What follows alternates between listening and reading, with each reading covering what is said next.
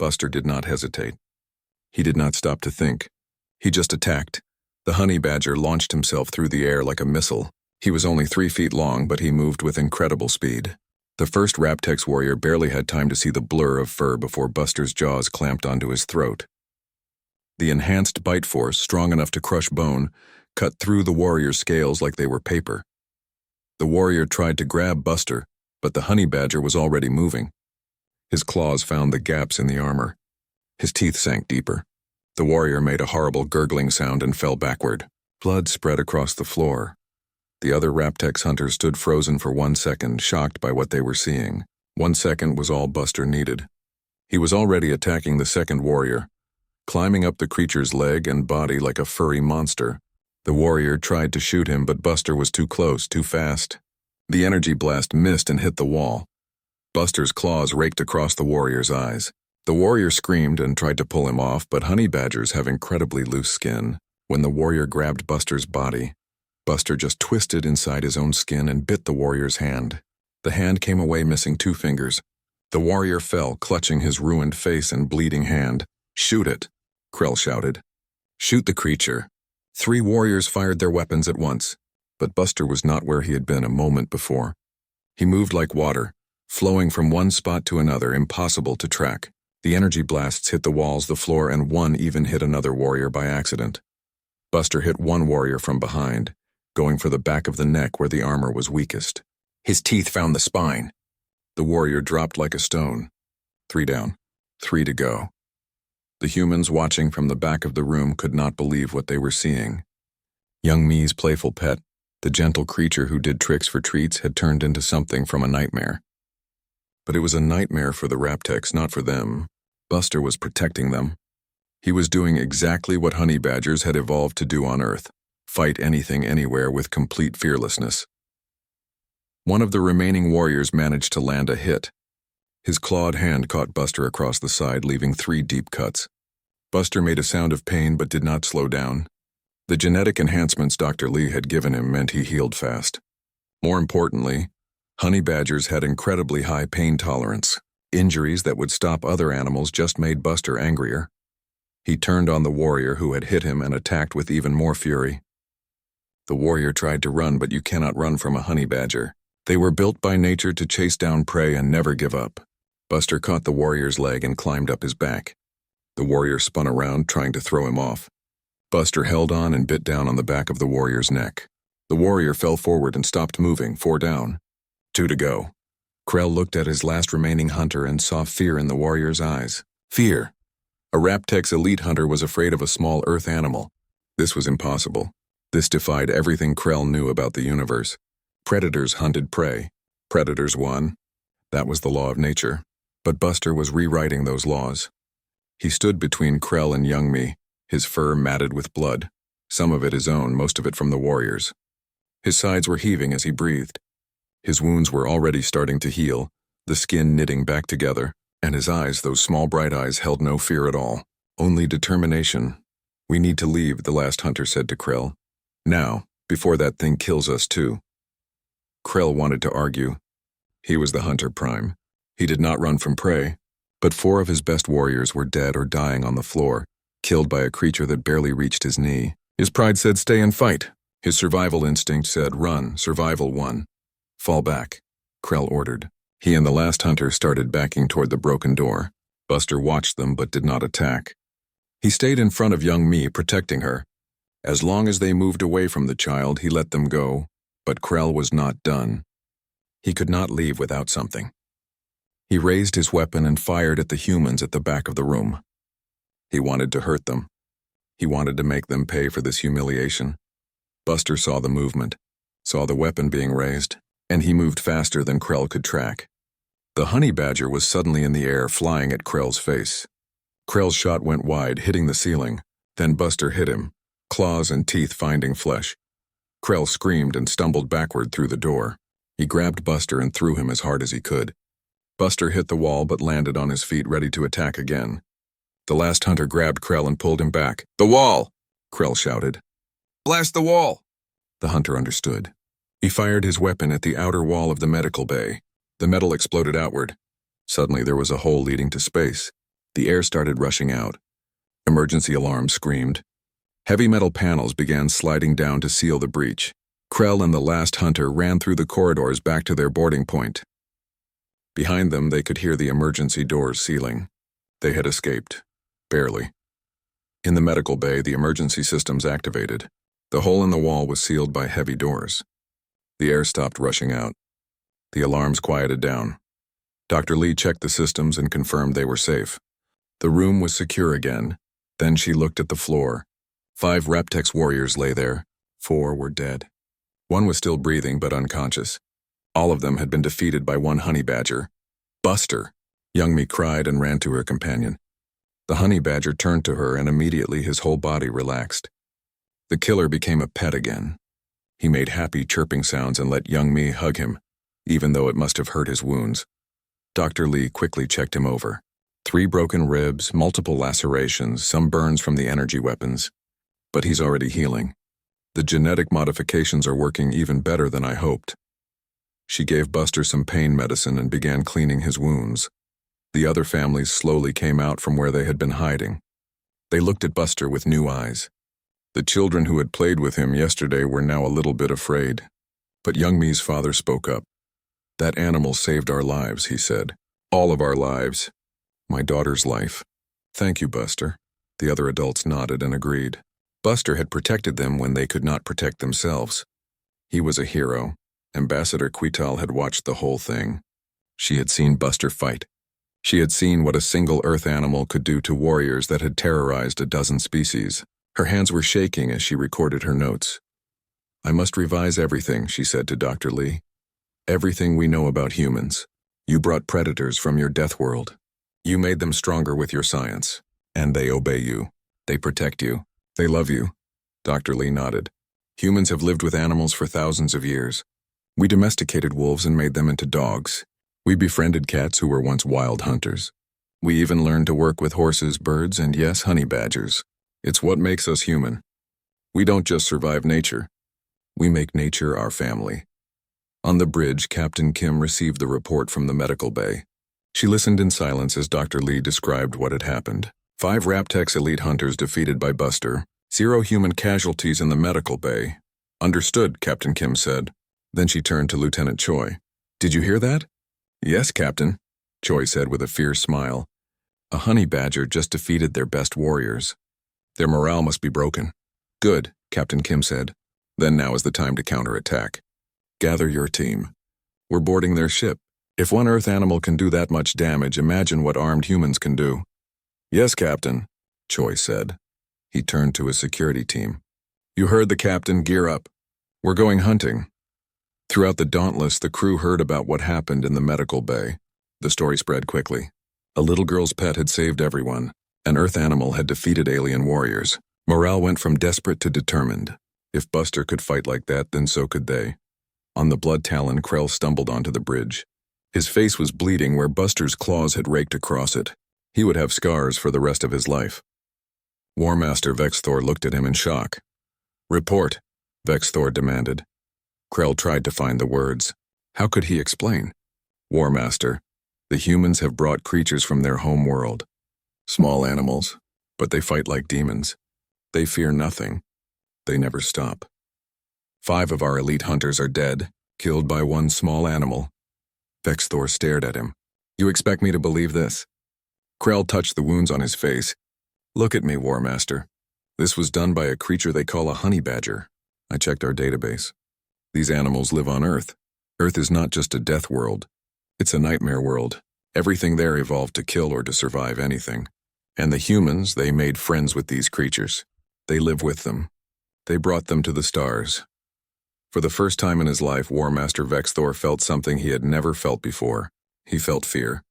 Not fear of 1 animal, fear of what that animal represented. If humans could bond with such deadly creatures, what else could they do? "Bring up everything we have on Earth," he ordered. "I need to know what we're really dealing with." He looked at his screens, at the human ship attached to his own. For the first time, he wondered if he had made a terrible mistake. Lieutenant Choi led his boarding team through the connection tunnel between the 2 ships. 20 armed humans moved in complete silence. They wore combat armor and carried weapons. But more than that, they carried anger. Anger at what the Raptex had tried to do. Anger that they had threatened children. Anger that they thought humans were weak prey. The humans moved differently than the Raptex warriors had. They did not charge forward like predators chasing prey.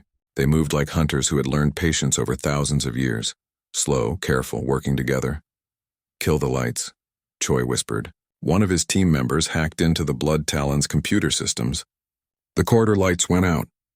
The Raptex warriors stumbled in the darkness, confused. But the humans had thermal imaging. They could see the heat from the Raptex bodies glowing in the dark. The humans could see perfectly. They fired. The dark corridor lit up with weapons fire. 3 Raptex warriors fell before they even understood they were being attacked. The others scrambled for cover, firing blindly into the darkness. Their shots hit walls and ceilings, but not humans. "Fear the dark," Choi said quietly. He had learned this tactic in his military training. Humans evolved to be persistence hunters. They could track prey for days without stopping. They could outlast anything. And they learned to use every advantage, including darkness. The boarding team moved deeper into the Blood Talon. When they found Raptex warriors, they did not announce themselves. They just appeared from the shadows and attacked. The Raptex were stronger and faster than individual humans. But the humans fought as a team. When one was in danger, 2 others covered them. When one ran low on ammunition, another threw them a fresh weapon. On the Blood Talon's bridge, Vexthor watched his screens in growing horror. His warriors were falling. The humans were not just fighting back. They were winning. He pulled up information about Earth on his main screen and started reading. Earth, Class 4 Death World. Gravity, high. Atmosphere, oxygen-rich, supporting rapid metabolism. Weather, extreme storms. Temperature variations from -40 to +50 degrees. Natural hazards, volcanic activity, earthquakes, tsunamis, hurricanes, tornadoes. Ecosystem rating, hyper-competitive. Vexthor kept reading. His hands started to shake. Dominant species, Homo sapiens. Evolution, persistence, predator. Hunting method, chase prey until exhaustion. Can run for hours without stopping. Can track prey across vast distances. Tool users, pack hunters. Omnivorous, can eat almost anything, can survive in nearly any environment from frozen tundra to burning desert. "No," Vexthor said. "This can't be right," but there was more. He opened the file on Earth's animals. His screen filled with images and descriptions. Lions, tigers, bears, wolves, crocodiles, sharks, venomous snakes. Poisonous spiders. And then he found the entry on honey badgers. Honey badger, Mellivora capensis. Despite small size, considered one of Earth's most fearless and aggressive animals, known to fight and kill animals many times its size, thick skin resistant to bites and stings, strong jaws can crush bone, will attack lions, leopards, hyenas when threatened. Guinness World Records, most fearless animal on Earth. Warning, extremely dangerous when protecting young or territory. Do not approach. Vexthor felt his blood run cold. The humans had not lied. They had tried to warn him. Dr. Lee's warning had been genuine, and he had laughed at her. He had sent his best warriors to their deaths because he did not believe that prey animals could be dangerous. But humans were not prey animals. They were predators who had chosen to be civilized. And when threatened, they became predators again. Warmaster, one of his bridge crew, called out, "The humans have reached Deck 7. They're heading for engineering. Send everyone," Vexthor ordered. "Every warrior we have left. Stop them." But the humans were using more than just weapons. They were using psychology. Through the Blood Talon's communication system, they broadcast sounds. The snarling, shrieking sound that Buster had made when he attacked. The sound played over and over through every speaker on the ship. The Raptex warriors heard it and remembered the stories from the medical bay. 5 elite hunters dead, killed by one small animal. The sound got into their heads. They started seeing shadows in every corner. They jumped at every noise. Fear spread through the ship like a disease. Lieutenant Choi's team reached engineering. A group of Raptex warriors was waiting for them. There was a fierce firefight. Ensign Minsu Kang was with the boarding team. He had never been in real combat before. He was terrified, but he saw his teammates fighting bravely, and he found courage he did not know he had. A Raptex warrior charged at him. Minsu raised his weapon and fired, but his shot went wide. The warrior was almost on him. Then Lieutenant Choi appeared from the side and tackled the warrior. They fought hand to hand, human versus alien. The warrior was stronger, but Choi was smarter. He used the warrior's own strength against him, throwing him into a power conduit. The warrior screamed as electricity ran through his body. "Stay focused," Choi told Minsu. "We protect each other. That's how we win." The humans secured engineering. Then they moved toward the bridge. They were relentless. They did not stop. They did not give up. Just like their ancestors who chased prey across the African plains for days until the prey collapsed from exhaustion, persistence was in their DNA. Vexthor watched them coming. He still had warriors. He still had weapons. But he was starting to understand the terrible truth. He had not attacked a ship full of prey animals. He had attacked a ship full of apex predators who had only been pretending to be peaceful. "All warriors to the bridge," he ordered. "We make our stand here." 10 Raptex warriors gathered on the bridge. They set up defensive positions. They aimed their weapons at the doors. They were ready, but they were also afraid, and fear made them weaker. The door exploded inward. The humans did not walk through. They threw in smoke grenades first. The bridge filled with thick smoke. The Raptex fired blindly. Their shots hit nothing. Then the humans came through the smoke like ghosts, firing with precision. The battle was chaos. Raptex warriors were bigger and stronger. They had claws and teeth and thick scales. But humans had something else. They had teamwork that came from thousands of years of hunting in groups. They had intelligence that came from being tool users. And they had determination that came from surviving on a world that tried to kill them every single day. Vexthor fought like the warrior he was. He knocked down 2 humans with his powerful arms. He roared in defiance. But then he saw Lieutenant Choi moving toward him. The human's eyes were cold and focused. Choi had seen what the Raptex did to colonies. He had seen the bodies. He remembered they fought. Vexthor was stronger and had natural weapons. But Choi was faster and smarter. He dodged the War Master's claws. He used the environment, throwing equipment at Vexthor's head, using the walls to bounce off and change direction. He was like a persistence hunter, wearing down his prey.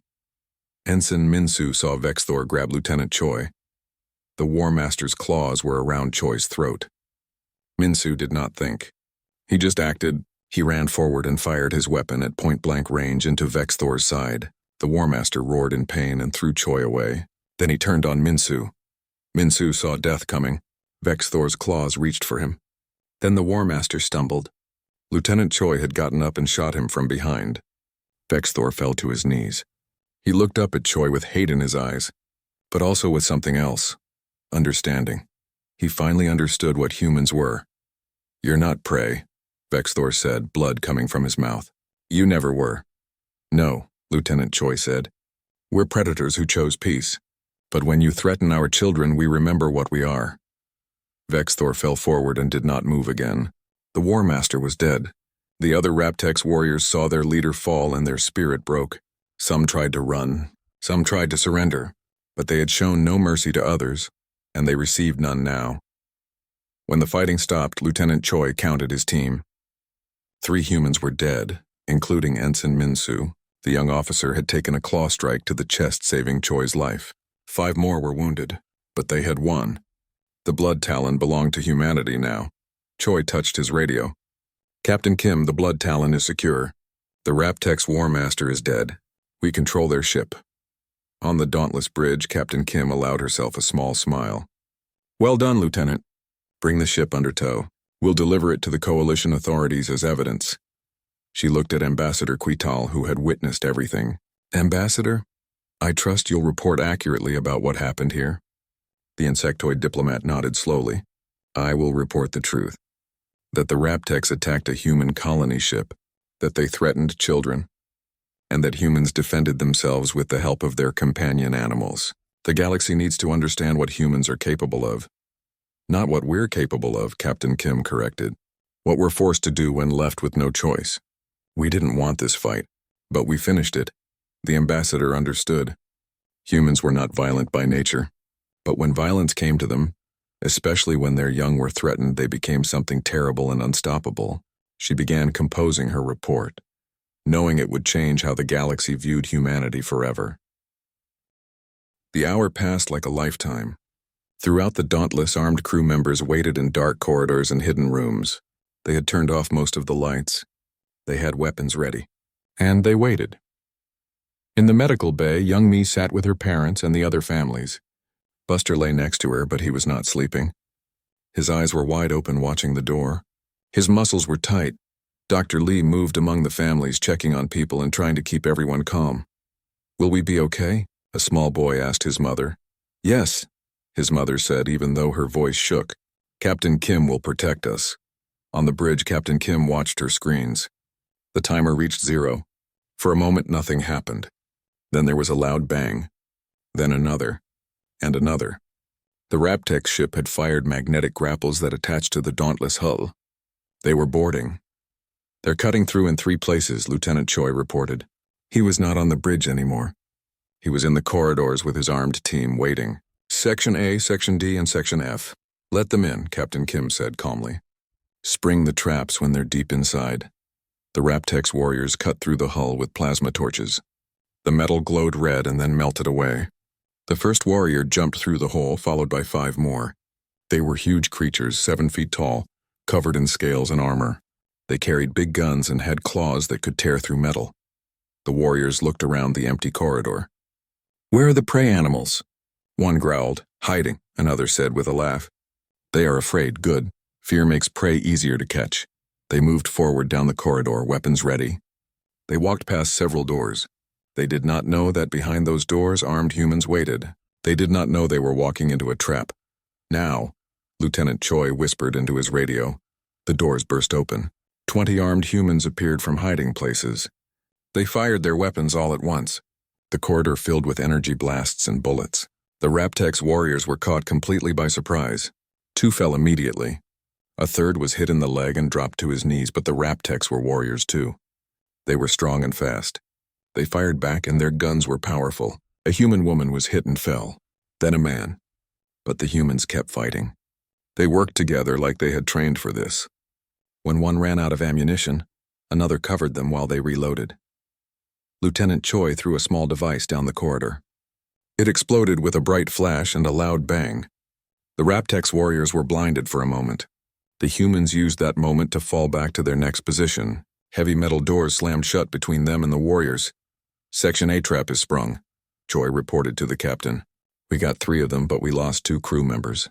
The rest of the warriors are trapped behind the emergency doors." "Good work," Captain Kim said. "How are the other sections?" "Section D ambush was successful. Section F had some trouble, but they're holding." On the Blood Talon, War Master Vexthor watched his screens with growing anger. He had lost 9 warriors already. 9 against prey animals. This should have been easy. Humans were not supposed to fight like this. They were supposed to run and hide and beg for mercy. "Send in the elite hunters," he ordered. "And find out everything you can about these humans. Where do they come from?" A junior officer worked his computer. "They come from a planet called Earth, War Master. It's classified as a Class 4 death world." Vexthor waved his clawed hand dismissively. "Many species come from harsh worlds. It does not make them dangerous. Send the elite hunters now." The elite hunters were bigger than the regular warriors. They had better armor and more experience. They were led by Hunter Prime Krell, Vexthor's second in command. Krell was smart and careful. Unlike his War Master, he did not think humans were helpless prey. "Check every corner," Krell told his hunters. "These prey animals have teeth. Do not underestimate them." The elite hunters moved through the ship more carefully than the first warriors. When they found an ambush point, they threw grenades first. When they reached a sealed door, they checked for traps before opening it. They were learning, and they were pushing the human defenders back. Lieutenant Choi's team was running low on ammunition. They had wounded crew members who needed help. And the Raptex kept coming.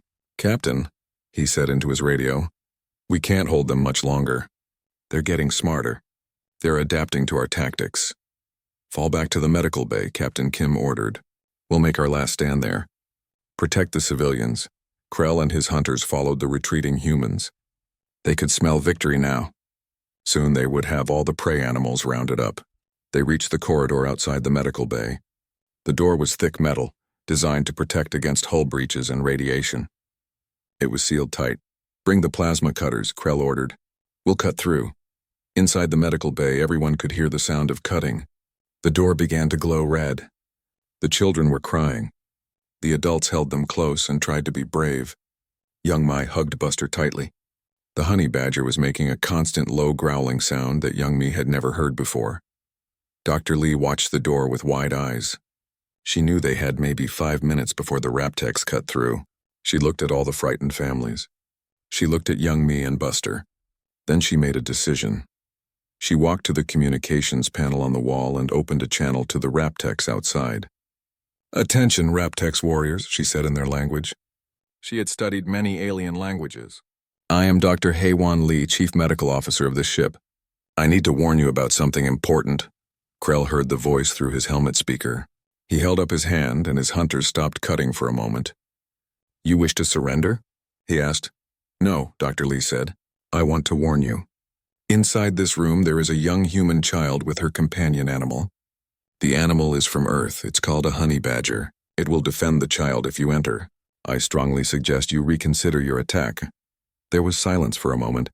Then Krell laughed. His hunters laughed too. An animal? Protecting prey from predators?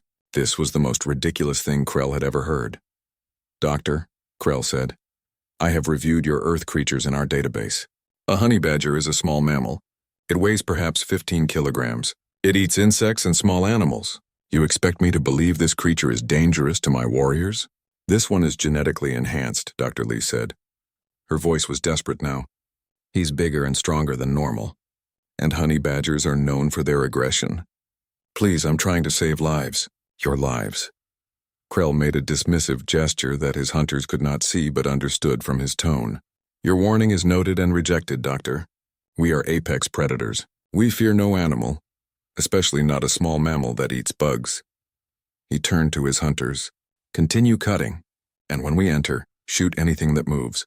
The plasma cutters came back to life. The door glowed brighter. Pieces of melted metal dripped to the floor. Dr. Lee turned away from the communications panel and looked at young me. The little girl was crying, but she nodded. She understood what needed to happen. "Buster," young me whispered, putting her face close to his. "It's okay. You can protect us. You can do what you need to do." Dr. Lee pressed a button on her medical tablet.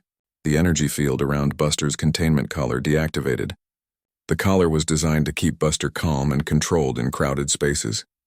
Without it, he was free to act on his instincts. His true nature, Buster stood up slowly. His fur stood on end, making him look bigger. His eyes were locked on the glowing door. Every muscle in his body was tensed like a coiled spring. A sound came from his throat, low and terrifying. It was the sound that honey badgers made when they fought lions on Earth, when they attacked leopards that tried to steal their food, when they faced down entire packs of hyenas and refused to back down. It was the sound of absolute fearlessness. The door exploded inward with a burst of sparks and smoke. Krell stepped through first, his gun raised. Behind him came 5 elite hunters, all armed and armored. They looked around the room at the cowering humans, adults holding children. Old people and young people pressed against the back wall, and in front of them all, standing protectively in front of young Mai, was Buster. Krell looked down at the small, furry creature. He started to laugh again. Then Buster moved, and Krell's laugh turned into a scream. 3 weeks later, the Dauntless arrived at New Haven Colony. The ship came in slowly, towing the captured Blood Talon behind it. Word of what had happened had traveled ahead of them. When the ships entered orbit, every vessel in the system sent messages of welcome and respect. On the Dauntless, the crew prepared for landing. In the medical bay, young me sat with Buster. The honey badger's wounds had completely healed. His fur had grown back thick and shiny. To look at him now, no one would know he had been in a battle. He looked like a peaceful pet again. But young me knew better. She had seen what Buster could do. She understood now that her gentle friend had another side. A side that came from millions of years of evolution on a dangerous planet. A side that would protect her no matter what. "Are you scared of him now?" Dr. Lee asked, sitting down next to young me. Young me thought about the question. She remembered the blood, the violence, the Raptex warriors falling. It had been terrifying. But she also remembered that Buster had been protecting her. Protecting all of them. "No," young me said finally. "I'm not scared of him. I'm grateful. And I understand now that I have to be responsible. Buster is strong and brave, but he does what he does because of me. Because he loves me. I have to make sure I never put him in danger. And I have to be worthy of him." Dr. Lee smiled. You've grown up a lot in 3 weeks.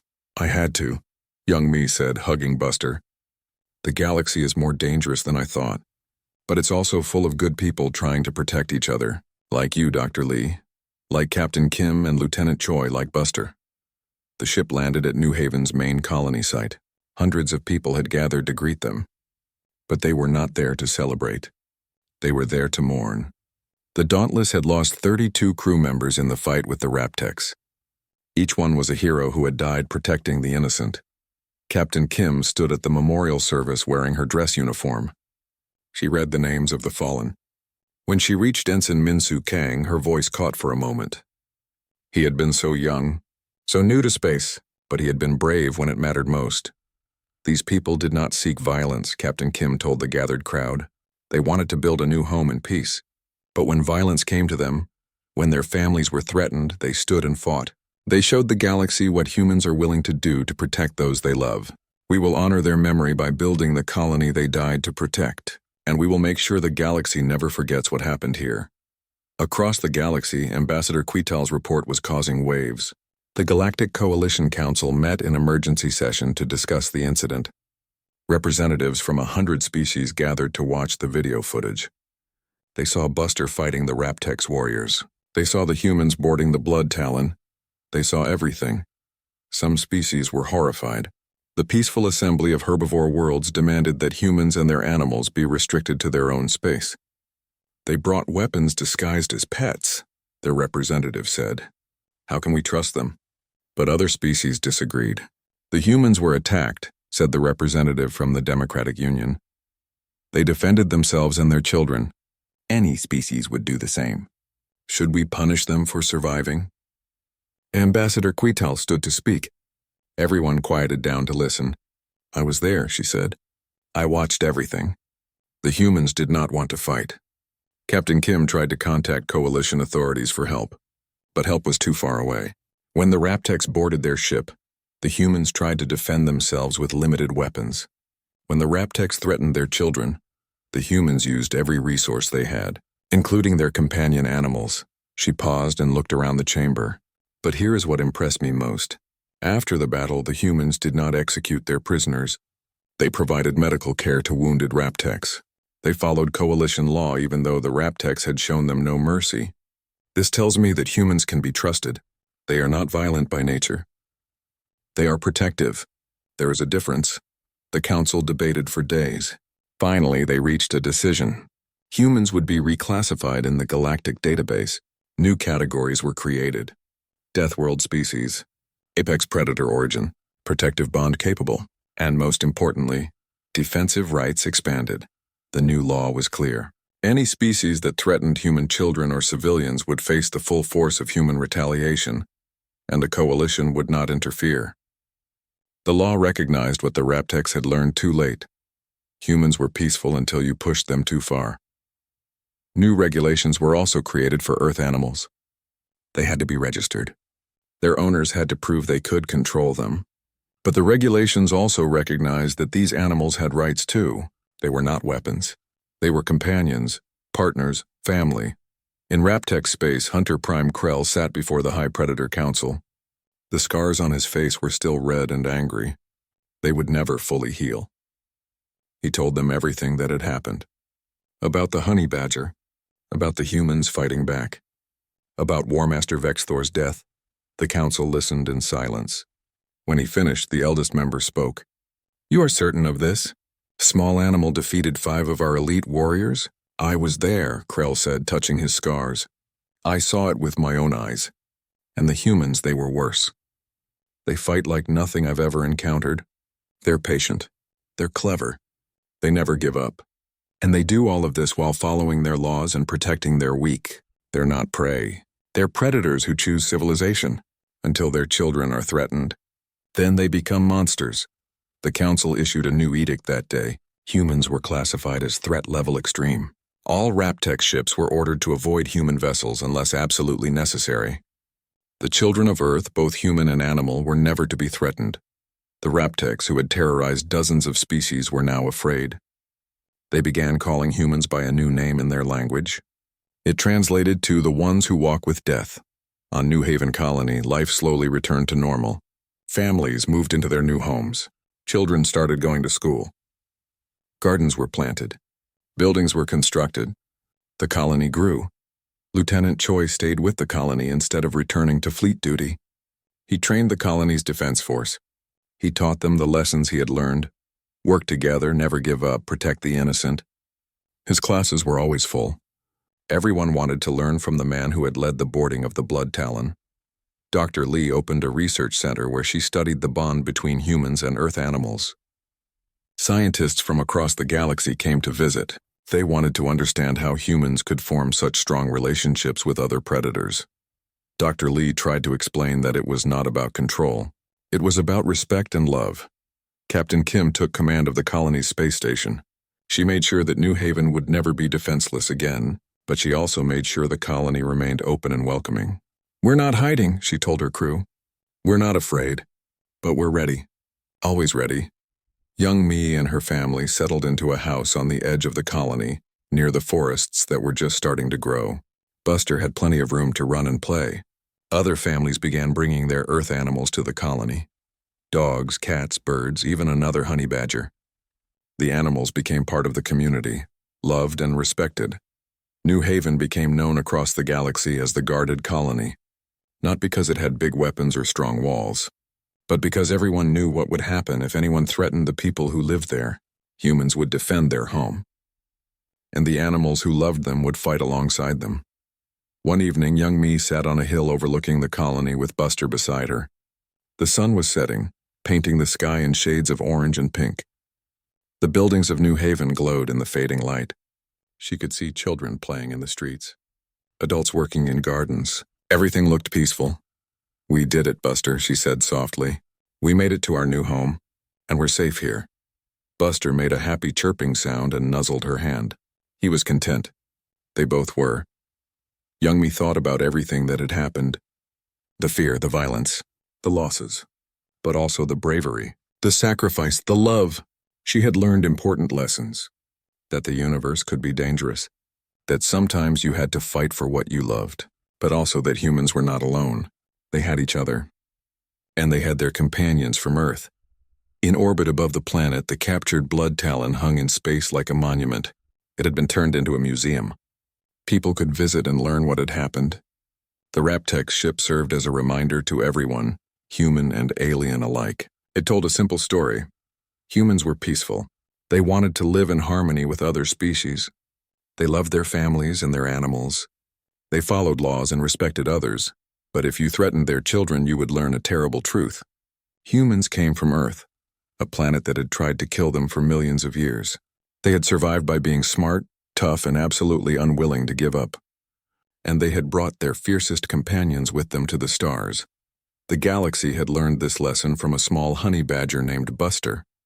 One animal had changed everything, had shown everyone that humans were not to be underestimated, that Earth's children, whether human or animal, shared the same fearless spirit.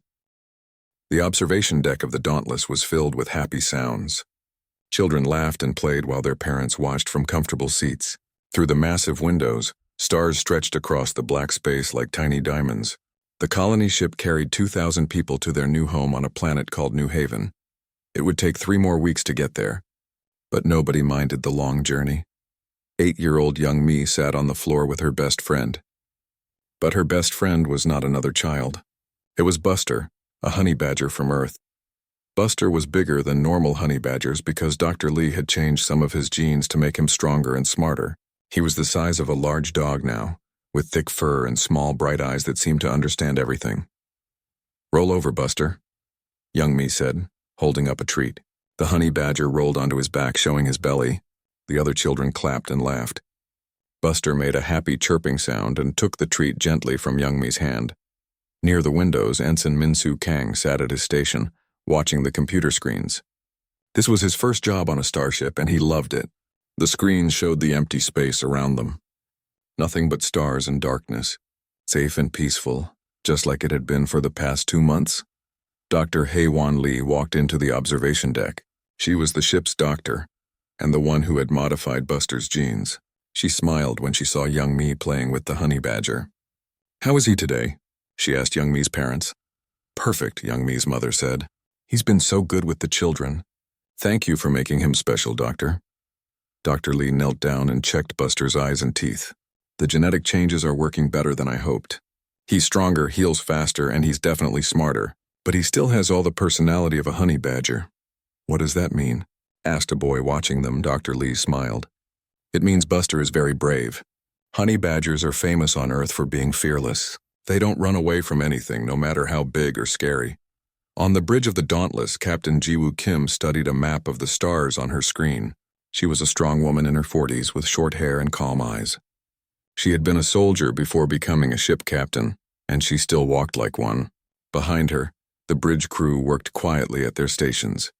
Lieutenant Tae-Yang Choi stood near the weapons station, arms crossed, watching everything. He was the chief security officer, and he always seemed worried about something. Captain, he said, I want to run another security drill. Captain Kim sighed. Tae-Yang, we've run 3 drills this week. The civilians are getting tired of it. I know, but this region of space has been seeing more pirate activity. I just want everyone ready. We're in neutral space, the captain said. This area has been safe for decades. But I understand your concern. We'll do one more drill before we reach New Haven. Lieutenant Choi nodded, but he did not look happy. He had seen bad things happen in space. He had watched pirates attack ships before. He knew that peaceful space could turn dangerous very fast. In the observation deck, Ensign Kang suddenly sat up straight. His screen was showing something new. That's strange, he said to himself. A ship was approaching them. It was moving fast. Very fast, he pressed a button. Bridge, this is Ensign Kang. I'm detecting an unknown vessel approaching our position. On the bridge, Captain Kim looked at her main screen. The unknown ship appeared as a red dot getting closer. Try to contact them, she ordered. The communications officer worked her controls. Sending standard greetings on all frequencies, Captain. No response. Lieutenant Choi moved to his station and pulled up information about the ship. His face went pale. Captain, I recognize that ship design. It's Raptex. Everyone on the bridge became very quiet. The Raptex were known throughout the galaxy as raiders and killers. They were a species of reptile-like creatures who believed that weaker species were just prey animals. They attacked colony ships, took prisoners, and sold them as slaves. They had no respect for Galactic Coalition laws. Yellow alert, Captain Kim said calmly. Get Ambassador Quital to the bridge, and someone tell the civilians to stay calm but move to their quarters. In the observation deck, Dr. Lee heard the alert sound. She looked at Young Mi. Time to go back to your room, sweetie. Why? Young Mi asked. Is something wrong? Just a precaution, Dr. Lee said, helping Young Mi stand up. Buster stood too, and his fur stood up slightly. He could sense that something was wrong. The Raptex ship, called the Blood Talon, moved into position in front of the Dauntless. It was smaller than the colony ship, but it had more weapons. It looked like a metal shark with guns. The main screen on the bridge flickered and a face appeared. Vexthor, the Raptex War Master, looked at them with yellow eyes. His face was covered in scales and his mouth was full of sharp teeth. He was 7 feet tall with claws on his hands and a long tail behind him. He smiled, and it was not a friendly smile. Human vessel, Vexthor said in a rough voice. I am War Master Vexthor of the Blood Talon. Your ship now belongs to me. Your people will be taken for processing. If you cooperate, we will be quick. If you resist, we will take what we want from your broken ship. Captain Kim stood tall. This is Captain Jiwoo Kim of the colony ship Dauntless. We are protected by Galactic Coalition law. Any attack on us is a crime. Vexthor laughed. The Coalition? They are weak prey, just like you. You have 1 hour to surrender. After that, we will board your ship and take what we want. The screen went black. Ambassador Quital, an insect-like alien from the Coalition, arrived on the bridge. She looked frightened. Captain, the Raptex are serious. They have destroyed dozens of ships. Can we call for help? Captain Kim asked. The nearest Coalition patrol is 3 days away, the communications officer said. Lieutenant Choi stepped forward. Captain, we need to fight. Our weapons are not as strong as theirs, but we can't just give up. Captain Kim thought for a moment. She looked at her crew, at the ambassador, and at the screen showing the Raptex ship. Then she made her decision. We'll pretend to cooperate, but secretly we prepare to fight. Lieutenant Choi, gather volunteers and arm them. Set up ambush points in the main corridors. If they board us, we'll show them that humans are not easy prey. Yes, Captain, Choi said with a grim smile. Move all civilians to the medical bay, Captain Kim continued. It's the most protected area on the ship. Dr. Lee, you'll be in charge of keeping them safe. Throughout the ship, people moved quickly, but calmly. Families gathered their children. Lieutenant Choi handed out weapons to crew members who had military training. In the medical bay, Dr. Lee helped families find places to sit. Young Mi held Buster close. The honey badger was restless, making low growling sounds. It's okay, Buster, Young Mi whispered. But she was scared too. She could feel Buster's muscles tight under his fur, ready for something she did not understand. On the bridge, Captain Kim watched the countdown timer. 58 minutes until the Raptex attacked. She had fought in wars before. She knew humans had something that most aliens did not understand. Humans came from Earth, a planet filled with dangerous animals and deadly weather. Humans had survived by being smart, tough, and absolutely refusing to give up. The Raptex thought humans were weak prey animals. They were about to learn a very painful lesson. Captain Kim touched the small photograph she kept in her pocket. It showed her own daughter, about Young Mi's age. She thought about all the children hiding in the medical bay. Let them come, she said quietly. Let them see what humans do when you threaten our children.